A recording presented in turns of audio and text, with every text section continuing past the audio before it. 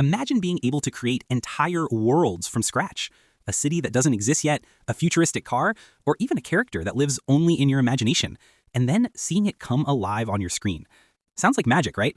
But it's not magic. It's 3D. Now, here's the real question. Why should you, a student, a designer, a gamer, or maybe just a curious person scrolling YouTube, spend your time learning Blender or any other 3D software in 2025? What makes it so important right now? Let's start with the obvious. Where do we actually see 3D in our daily lives? The truth is, everywhere. Movies. Every blockbuster you've seen in the last decade has 3D effects in it. From superhero films to sci-fi epics, 3D is what brings the impossible to life. Video games. Whether it's a small indie project or a giant AAA title, 3D models are literally the foundation of every virtual world you explore. Architecture and design. Want to show a client their house before it's built? You'll need 3D visualization. And let me tell you, it's one of the most in-demand services out there. Advertising. Companies are no longer satisfied with flat posters. They want animated 3D product visuals, flashy intros, and effects that grab attention on social media. And then, of course, VR, AR, and the so-called metaverse. Whether we love it or not, immersive 3D spaces are becoming more and more common, from education to shopping experiences. The point is, 3D isn't some niche hobby anymore. It's not just for Hollywood studios or huge companies. It's something that shapes almost every industry around us. Okay, but here's the important part. Why should you start learning 3D specifically in 2025? Why not wait a few years? The answer is simple. The timing has never been better. First, the tools are more accessible than ever. Blender, which is one of the most powerful 3D programs out there, is completely free. Yes, free. You don't need to spend thousands of dollars to start. All you need is a computer and curiosity. Second, artificial intelligence is changing the game. AI can now generate textures, animations, and even assist you in modeling. Imagine creating a 3D scene and AI helps you add realistic materials, lights, or even background environments in seconds. Instead of replacing artists, it's boosting their productivity. And if you combine AI with 3D, you're basically holding the creative superpower of the decade. Third, the demand is exploding.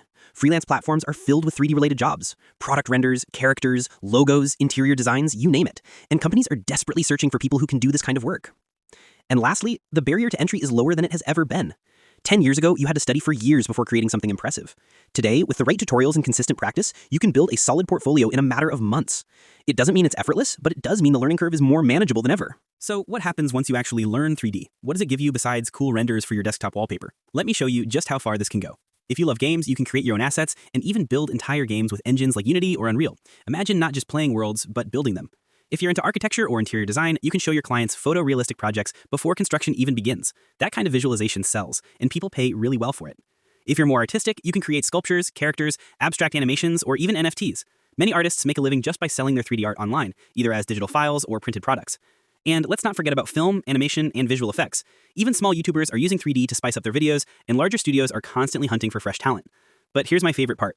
3D can be both a career and a hobby. You don't have to turn it into work. It can simply be your creative playground. Some people relax by painting, others by playing music. With 3D, you can relax by building entire universes that exist only in your imagination. So, should you learn 3D in 2025? Let's be honest, if you want to stay ahead of the curve, the answer is yes. Think about it. This is a skill that combines creativity, technology, and imagination. It opens doors to freelancing, jobs, or even just creative satisfaction. And the best part? Anyone can start. You don't need expensive hardware. You don't need years of experience. What you do need is curiosity and consistency. Imagine yourself a year from now. You open your portfolio and see your own characters, your own environments, your own projects. Maybe you're already doing freelance gigs. Maybe you're applying for a dream job. Or maybe you're just showing your friends a short film you made entirely in 3D.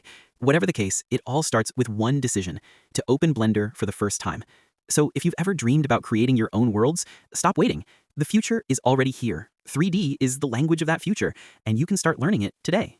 Thank you for watching, and if you want practical tutorials to kickstart your Blender journey, make sure to subscribe to the channel. I'll see you in the next video.